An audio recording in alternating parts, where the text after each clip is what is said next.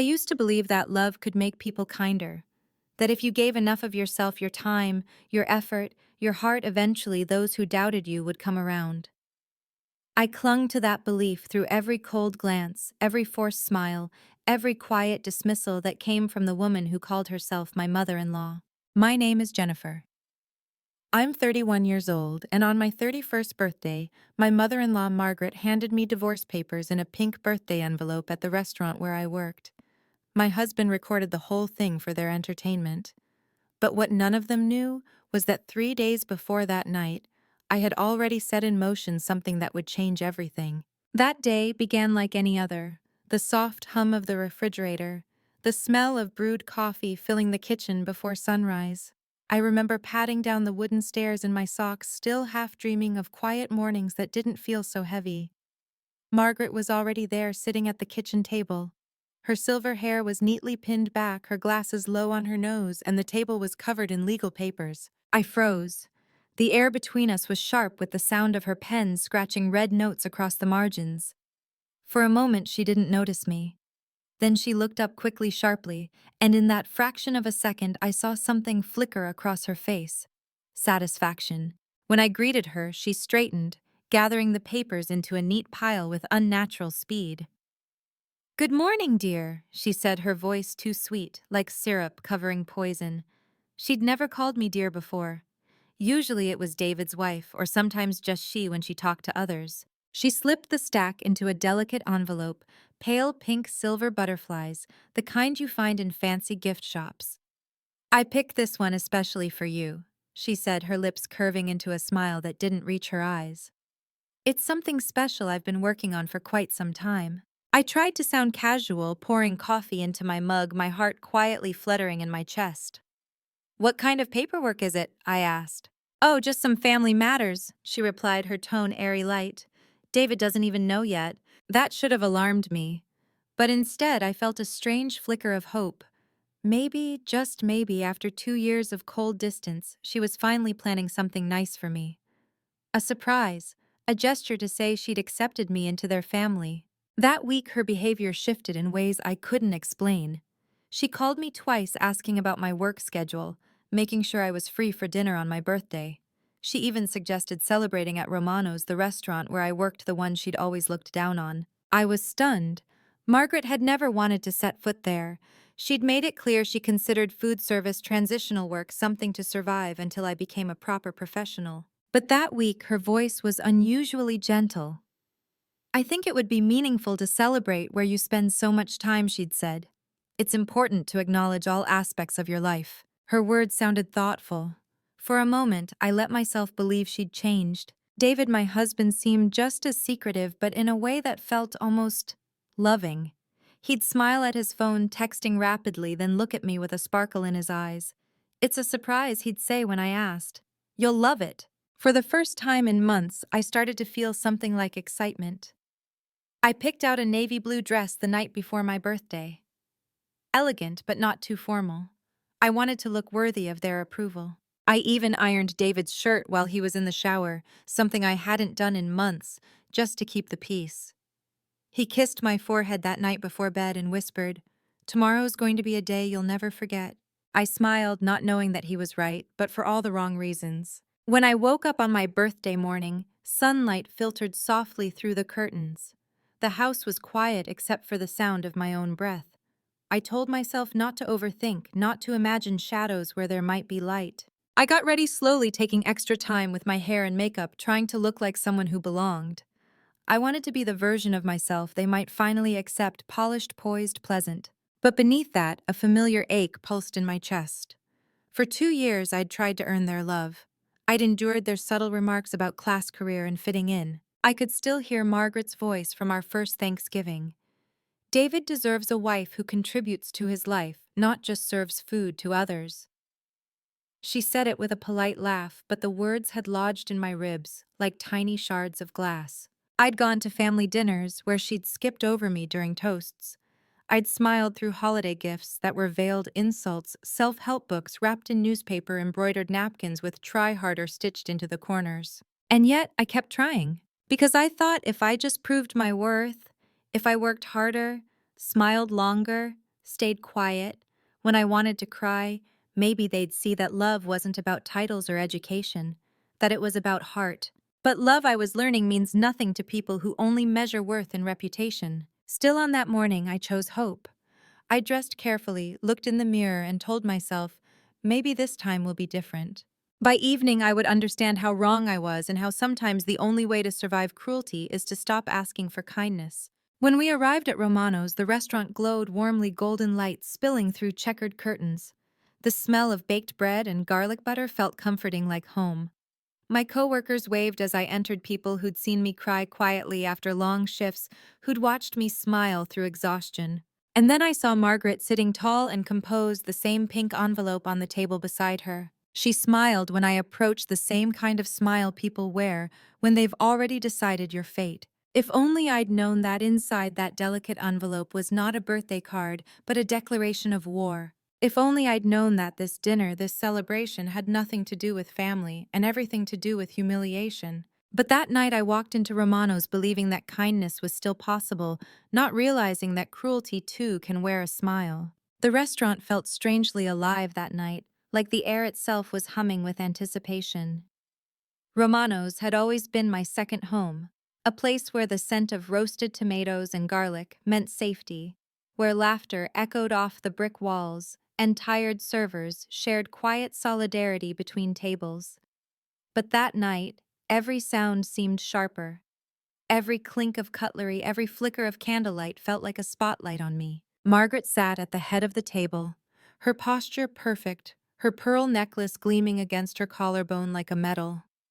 David sat beside her, his expression unreadable, and his sister Emma scrolled through her phone, her painted nails tapping the screen with calculated indifference. I slid into the booth across from them, trying to hide the tremor in my hands. "Happy birthday, dear Margaret," said her tone sugar-coated and hollow. The word dear dripped with something performative, like she was practicing kindness for an audience. "We wanted tonight to be special for you." I smiled politely, tucking my hair behind my ear. "Thank you, Margaret. It means a lot that you chose Romano's." Her eyes twinkled with something that didn't feel warm. "Oh, it's the least we could do," she said, placing her manicured hand over mine. "After all, this place seems to define you." The comment stung more than I wanted it to.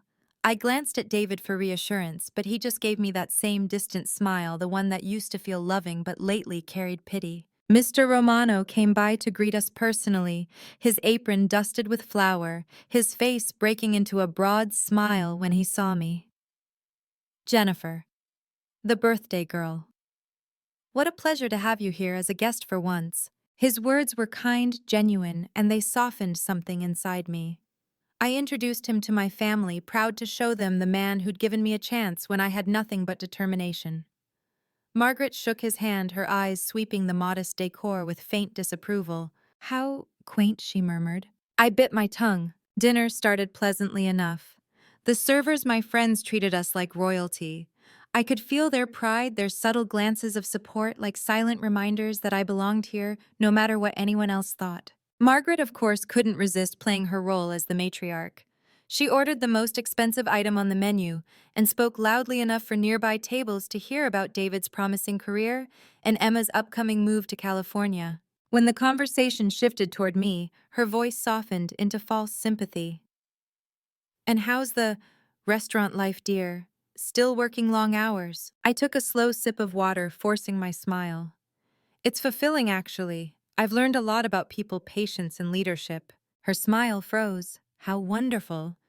Though of course it's not a long-term career, right?" David chuckled softly, looking down at his plate. "Mom," he warned, but without conviction. Margaret waved a dismissive hand. "I'm just saying everyone has to start somewhere." Inside, I could feel the heat rising to my cheeks.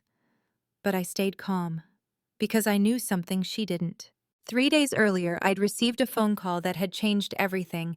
A job offer from the Grand Plaza Hotel, a luxury property 3 hours away. They wanted me as their new guest services coordinator, a position with benefits, housing, and respect. I'd spent the last few days quietly preparing, buying a navy dress, scheduling my hair appointment, folding the offer letter carefully into my purse like a secret weapon. Tonight I'd planned to reveal it after dinner as a surprise, a small victory I'd finally earned. But Margaret had her own plan, and she thought she was about to win. As the meal went on, the tension in her posture became almost visible, her fingers tapping the tablecloth, her glances toward David and Emma, who exchanged subtle anticipatory looks. They were waiting for something. Dessert arrived, a simple chocolate cake with strawberry drizzle, the kind I'd served hundreds of times before.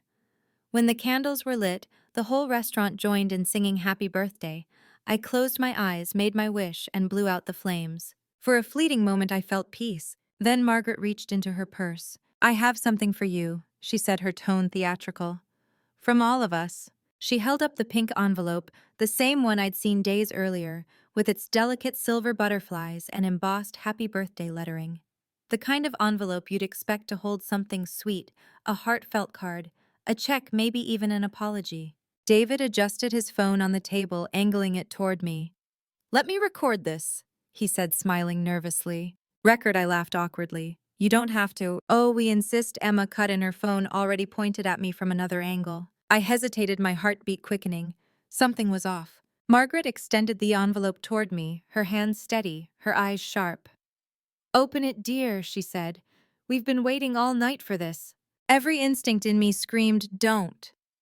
But everyone in the restaurant was watching. So I smiled, that polite, professional smile I'd perfected over years of serving strangers, and slid my finger under the seal. The paper tore softly. Inside was a stack of documents folded neatly, their edges crisp, their letterhead unmistakably official. At first, my brain refused to process what I was seeing. The words blurred before they crystallized into clarity. "Petition for dissolution of marriage." My breath caught. My eyes flicked to David, his face pale, frozen, then to Margaret, who watched me with the satisfaction of someone watching the final move of a chess match they'd already won. For a moment, everything around me went silent.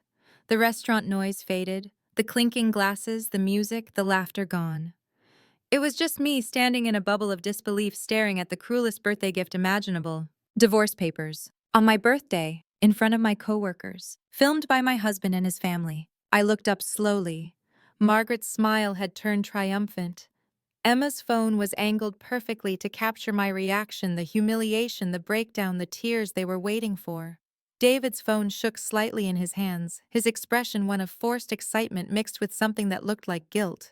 I realized then this wasn't a misunderstanding. This was planned, scripted, practiced. And they expected me to crumble. Margaret leaned forward, her voice honeyed but sharp.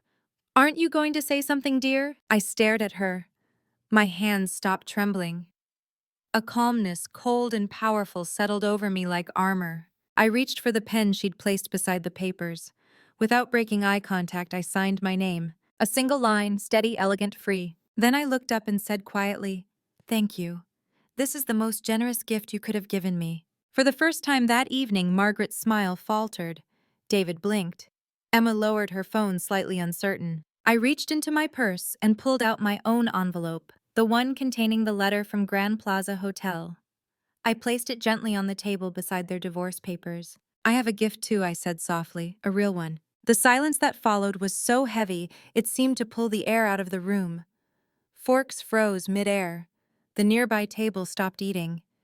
Even the soft Italian music that usually floated through Romano's felt like it had dimmed itself, waiting. Margaret's hand hovered over her wine glass, her smile stiff and brittle. "A gift," she repeated slowly, her tone half amusement, half disbelief. I nodded, sliding the envelope toward her with a calmness I didn't entirely feel. Inside, my heart was racing, not from fear, but from a strange electric steadiness. The kind you get when you finally realize you've stopped being afraid of people who can't hurt you anymore. David stared at the envelope like it might explode. Emma shifted uncomfortably in her seat, her phone still recording, but her confidence starting to crumble. I took a slow breath and said clearly enough for the nearby tables to hear, 3 days ago I was offered a position as guest services coordinator at the Grand Plaza Hotel." The words landed like thunder in the quiet room. Margaret blinked, her confusion flashing into irritation. "The Grand Plaza," she repeated like she didn't believe me. "Yes." I smiled faintly. "It's a 5-star hotel, downtown luxury hospitality, full benefits, private employee housing, and a salary of $45,000 a year." David's jaw clenched. His eyes darted between me and his mother as though hoping I was joking. I reached into the envelope and unfolded the printed letter. The Grand Plaza's logo gleamed elegantly across the top. I held it up for them and for the rest of the restaurant, who by now were openly watching to see. After months of rejection, after being told by everyone that I wasn't good enough for anything better, I said slowly, my voice trembling not with fear, but with restrained emotion, someone finally saw value in me. They told me my experience, the same work you've all mocked me for, made me qualified. Margaret's expression shifted again. Confusion, disbelief. Then something rawer.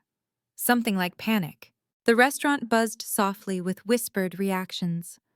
Maria from the kitchen window had stopped plating dishes. Tony, our youngest waiter, stood frozen near the bar, a cloth in one hand, eyes wide. Mr. Romano appeared behind the counter, sensing something unfolding far beyond a normal birthday dinner.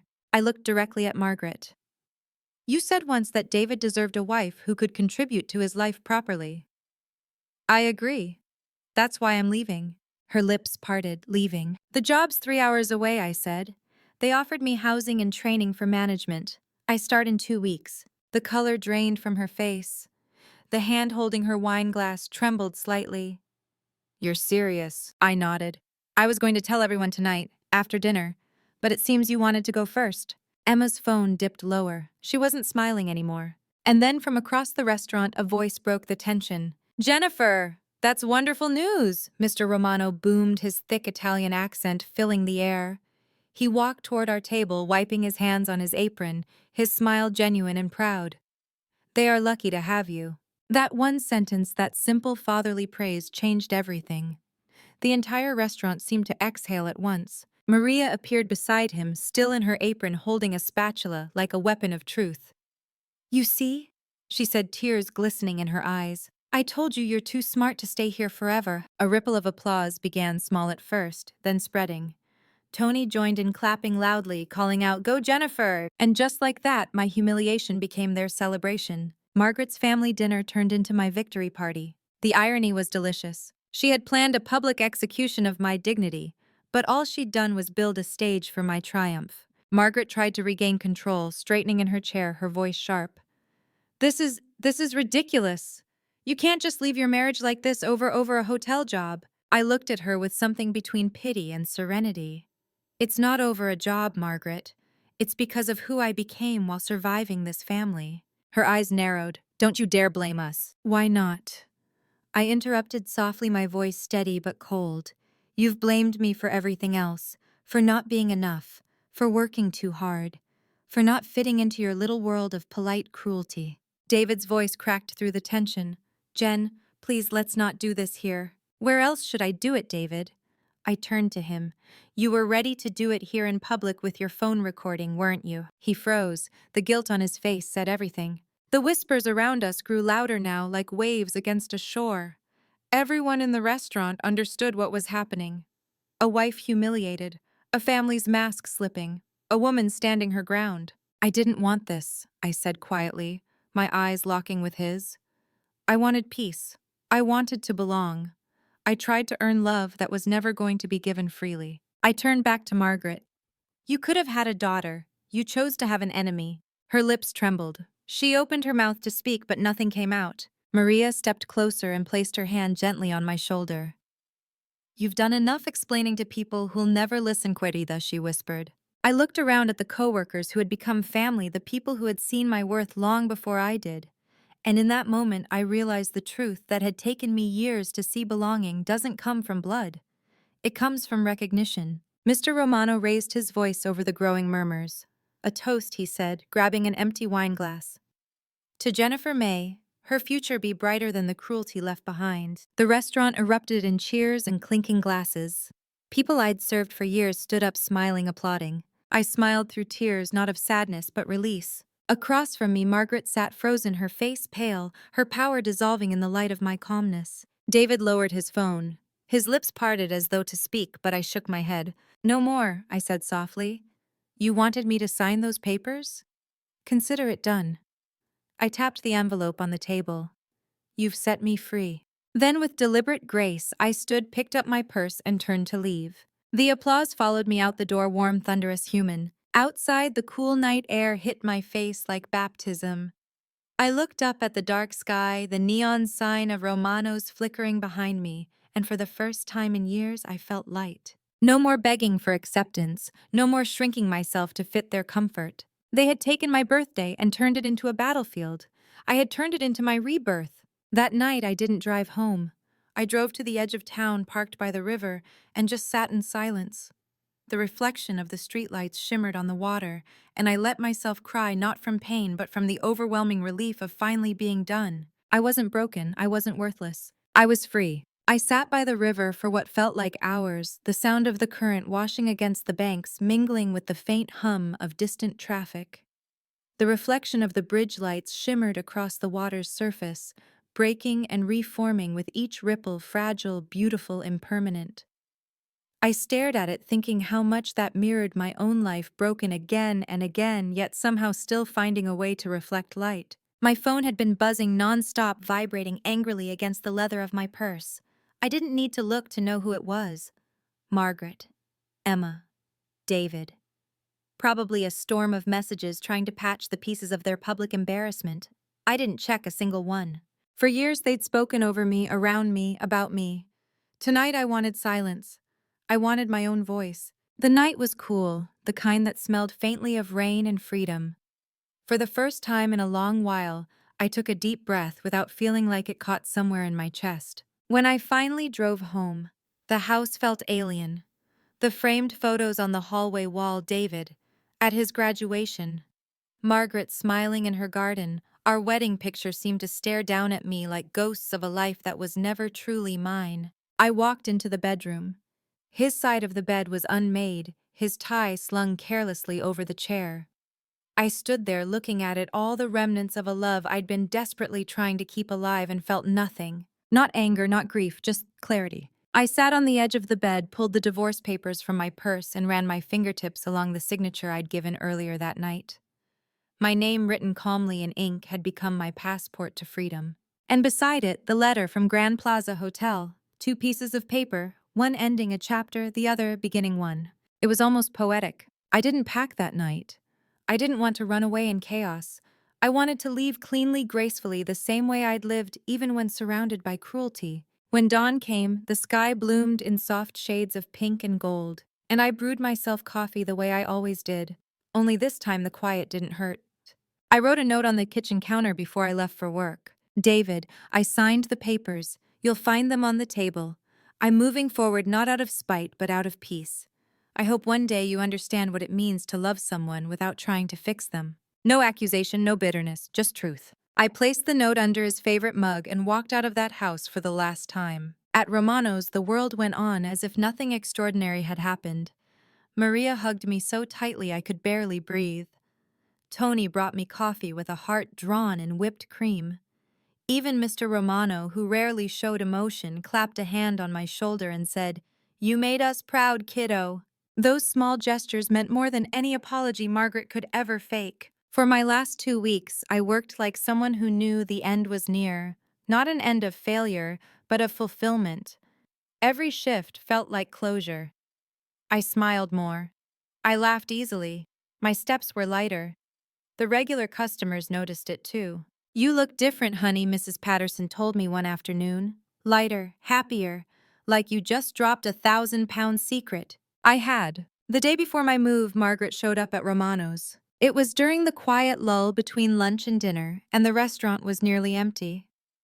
She walked in wearing her signature beige coat, her pearl earrings gleaming, her heels clicking against the tiles like small declarations of authority. For a moment, my chest tightened, old instincts of fear and defensiveness returning, but then I saw her face and all I felt was pity. "Jennifer," she greeted, her voice too calm, too deliberate. "May we talk?" Mr. Romano caught my eye from behind the counter, ready to intervene if needed. I gave him a small nod and led her to a booth near the window. Margaret placed her purse on the table, but her hands trembled slightly. It was the first time I'd ever seen her nervous. "I didn't come to fight," she began. "I came to understand." I folded my hands in my lap. "Understand what?" Her eyes darted to the floor, then back to me. "How you managed to turn everything that night into..." She paused, searching for the word into a performance. I almost laughed. That wasn't a performance, Margaret. That was me, finally telling the truth. She inhaled deeply, her composure cracking just enough to reveal the woman beneath the one who thrived on control and wilted without it. You embarrassed this family. No, I said quietly. You embarrassed yourselves. You just didn't expect the story to change halfway through. Her jaw tightened. You don't have to be cruel. I leaned forward, my tone steady. Cruel Margaret, you invited your entire family to watch me get humiliated on my birthday at my workplace. You had your son record it. You handed me divorce papers in front of people who respect me. If you think this conversation is about cruelty, then maybe it's time you understand what compassion actually looks like. She flinched. The pearls at her neck seemed to glow against the redness creeping up her skin. I raised David to expect the best, she said softly, almost pleading now. You were never supposed to be his? She stopped herself. His what I asked, mistake. Her silence said everything. I sighed, sitting back. You know what the sad part is, Margaret? I used to want your approval more than anything. I thought if I just worked harder, smiled longer, became quieter, maybe you'd love me like a daughter. But I see now you never wanted a daughter. You wanted a mirror. Someone who made you feel better about your own reflection. Her lips trembled, but she didn't respond. For the first time, she looked old, not in years, but in spirit. I stood. I forgive you, Margaret, I said softly. Not because you deserve it, but because I deserve peace. Her eyes widened, shimmering with something that might have been regret or maybe just disbelief. As I walked back toward the kitchen, Maria whispered from the doorway.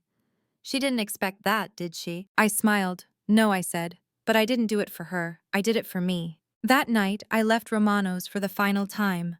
Mr. Romano hugged me. Maria cried, and Tony slipped a note into my hand that read, They never deserved you, but the world still does. When I drove away, I didn't look back. 2 weeks later, I stood in the marble lobby of the Grand Plaza Hotel. The air smelled of polished wood and expensive perfume.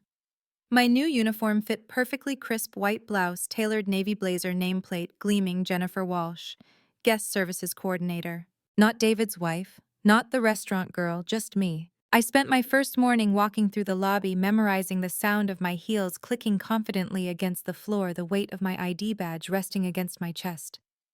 Every sound, every step was a declaration I made it. Jessica Martinez, the HR manager who had first called me, smiled as she handed me my access card. Welcome to your new beginning, she said warmly. And it truly was. At night, I'd stand on my balcony overlooking the city lights, a mug of tea in hand, the faint hum of life below me. I'd think of Margaret sometimes not with hatred, but with a quiet, almost poetic gratitude. She had tried to bury me, but all she'd done was plant me deeper in the soil I needed to grow. The first weeks at the Grand Plaza felt like stepping into another life, one I had watched from a distance for years, but never thought I would inhabit. Every morning, the lobby greeted me like a cathedral of light marble floors, so polished they mirrored the chandeliers, the quiet symphony of rolling suitcases, muted conversations, and the subtle perfume of lilies arranged at the reception desk. I moved through it all with a quiet awe. Guests checked in with their polished shoes and calm smiles. Bellhops glided past in perfect synchronization. And there I was, me Jennifer Walsh, no longer the woman who kept apologizing for taking up space. I was the woman people came to for help, for guidance, for answers. The first time a guest looked at me and said, "Thank you, Miss Walsh," it felt like a sacred moment. Not because of the words themselves, but because they saw me by my name, by my effort, by what I brought to the table, not what I lacked. Jessica Martinez became more than my supervisor. She was everything Margaret wasn't: steady, encouraging, patient. She'd stop by my desk and say things like, "You have a gift with people, Jennifer." That kind of empathy can't be taught. Every compliment from her sank deep into the cracks of old wounds I hadn't realized were still open. There were hard days, too long hours, demanding guest moments when I doubted I could live up to this new role. But each time I felt that fear rise, I remembered Romano's. I remembered the smell of garlic and coffee, Maria's laugh, Tony's optimism. I remembered that I'd already survived worse than exhaustion. I'd survived being erased. One afternoon, as I arranged brochures on the counter, I saw my reflection in the glass wall opposite me. For the first time, I didn't see the version of myself Margaret had painted, a timid woman barely holding her dignity together. I saw someone resilient, someone capable, someone whole. But growth, I would learn, has its own echoes of the past. It was late one evening when the front desk phone rang and I answered out of habit. Grand Plaza Hotel. This is Jennifer speaking. How may I assist you? The voice on the other end froze me in place. Jennifer. David. The sound of his voice cracked open something deep inside me. For a second, I couldn't breathe. It was strange how familiar pain can feel like comfort when you've spent years living inside it. I stepped into the back office, closing the door quietly behind me. How did you get this number? I called Romano's, he said. They told me where you were. I closed my eyes. Of course, Romano's always too kind, too trusting. Why are you calling David? A pause, the sound of him exhaling, to say I'm sorry. 2 simple words, 2 years too late. He continued, his voice low, almost pleading. I didn't know Mom was going to do that. I thought it was a joke. I never wanted to hurt you. I let the silence stretch until it became heavy. But you didn't stop her, I said softly. You recorded it. His voice cracked. I know, I hate myself for that. Do you? I asked. Or do you just hate that the world saw it? He didn't answer. The silence between us filled with everything that had been broken long before that night. Jennifer, please, he said finally, can we meet? Just to talk. No, I interrupted.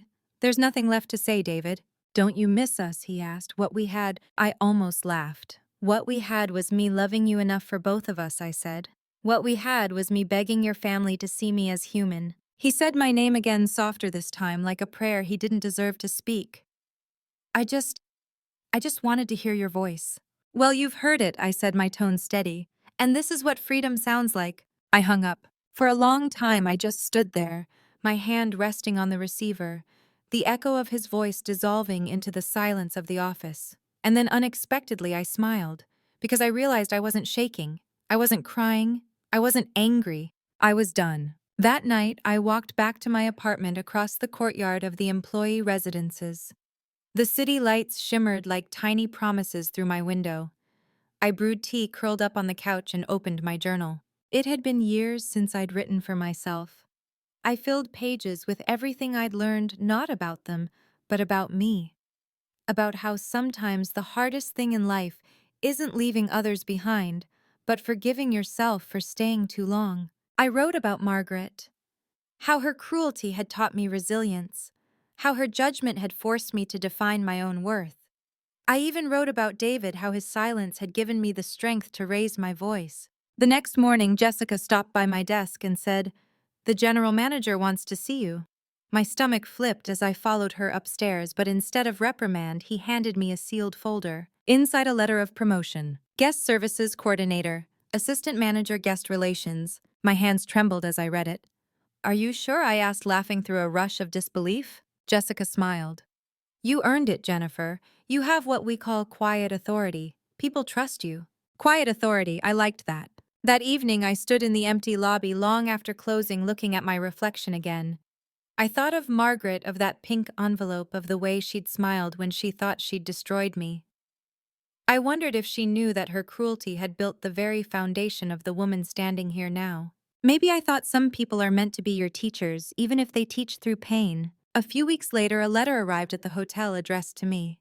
No return address, just my name written in elegant, familiar handwriting. Margaret. I opened it slowly, half expecting venom disguised as civility, but inside the words were surprisingly simple. Jennifer. I watched the video Emma recorded that night. I wish I hadn't. I saw your face when you signed those papers, and I realized something I should have seen long ago. You weren't weak. You were finished. I'm sorry for what I did. I don't expect forgiveness, but I want you to know your strength shamed me. I hope you're happy, truly. Margaret. I read it twice, then folded it neatly and slipped it into my drawer. I didn't cry. I didn't laugh. I just sat there, letting the weight of her words settle. She would never know it, but that letter didn't reopen any wounds. It simply confirmed what I had already healed. Sometimes revenge doesn't come through anger or spectacle. Sometimes it's found in quiet success, the kind that echoes back to those who once doubted you and whispers, I rose and you couldn't stop me. That night, I stood on my balcony as the wind carried the city's sounds below me. The stars were faint, but they were there, steady, unbothered, glowing anyway. I thought of all the versions of myself that had led here.